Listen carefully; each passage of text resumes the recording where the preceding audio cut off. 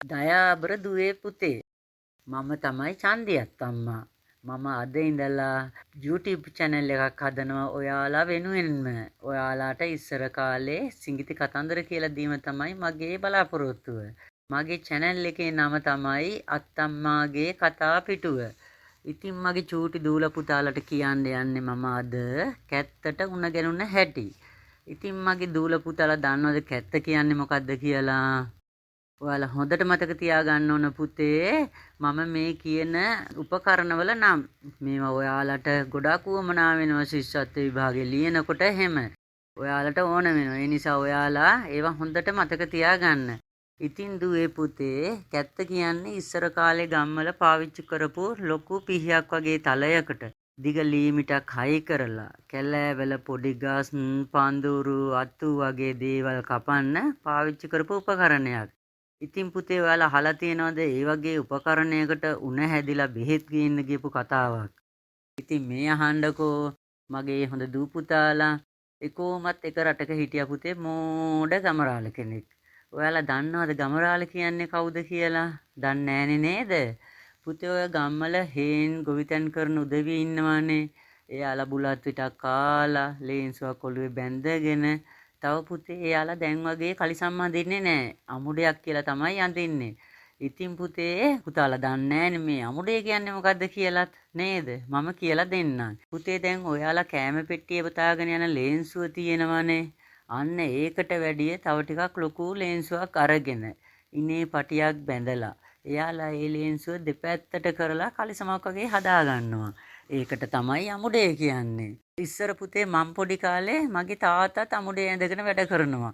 අපි එතකොට හූ හූ කියනවා. එතකොට තාත්තා අපිව එලව ගන්නවා. ඉතින් පුතේ මේ ගමරාල මාමත් අමුඩෙත් ඇඳගෙන බඩුත් අරගෙන උදෙන්ම කැත්තත් අරගෙන පන් මල්ලකට කන්න දීකුත් ඒ වතු ටිකුයි බෝතලයකට දමාගෙන හේනට යනවා.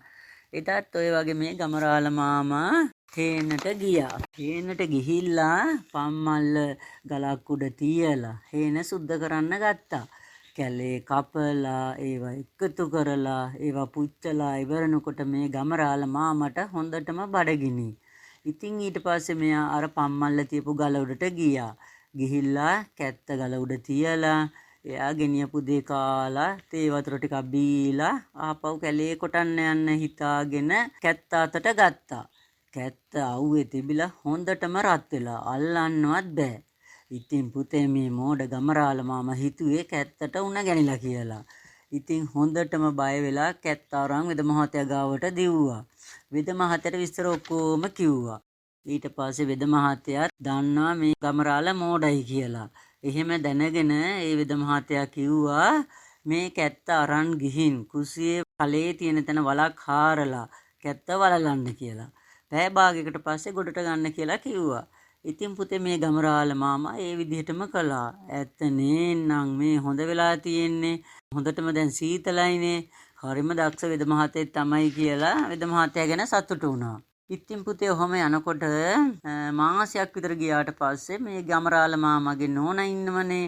එයාට කියන්නේ ගම හාමිනේ කියලා. ගම මායියා කියලාත් කියනවා. ඉතින් මේ ගම හාමිනේටත් උණ ගැනුණා. ඉතින් පුතේ ගමරාල මාමා හිතුවා මොකටද මම විද මහත්තයා ළඟට ගෙනියන්න මහන්සි වෙන්නේ? මෙයාටත් කැත්තට වගේම උණනේ ගැනිලා තියෙන්නේ. වෙන ලෙඩක් නෙමේනේ.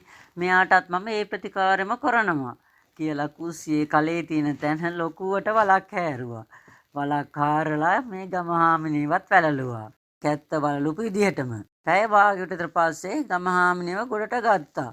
අනේ පුතේ දුවේ මේ මෝඩ ගමරාල නිසා රහින්සක ගමහාමිනේ මැරිලා හිටියා. ඉතින් බලන්නක පුතේ මේ මෝඩ කමක මහත නේද?